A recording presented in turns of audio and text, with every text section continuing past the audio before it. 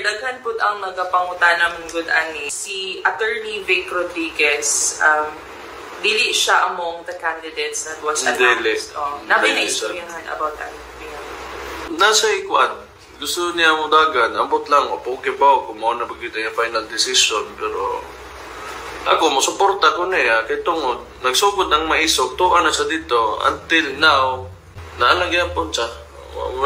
Wala na usab. Yung mga ginapang ingon o yung mga sentimento towards the current administration. Importante sa kuha ang commitment sa usa ka tawo, labi na huwag ka ng sabot bitaw. Mutuman kag sabot, di ka magbinuang. Di ini mo baliktaron, di ini mo usbon, di mo storya, ana ba? Nakay tawag nila anak palabra de honor ba, nakay word of honor. So, importante na nga makita na ko sa usa ka tao, labi na sa usa ka politiko.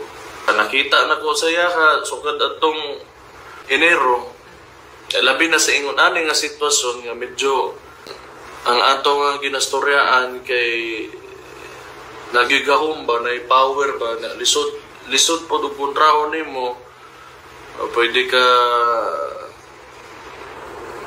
binuangan. Kaya may power na ikwarta tanan, pero ang mga tao nga gakuan dito, wa mahadlok. Pero nang gitawag yun na siguro nga maisog. Isog yun. Kay mustorya yun. Sa ilang mga tanaw nga, dili maayo nga ginabuhat karon sa gobyerno. Moro na. Kunya kung ipadayon na niya nga plataforma niya, o mo imuon niyang panulti pag-abot sa kampanya, makapaapre sa mga huna-huna sa mga tao, ano din man, isuportahan ta na. So, mora na ako,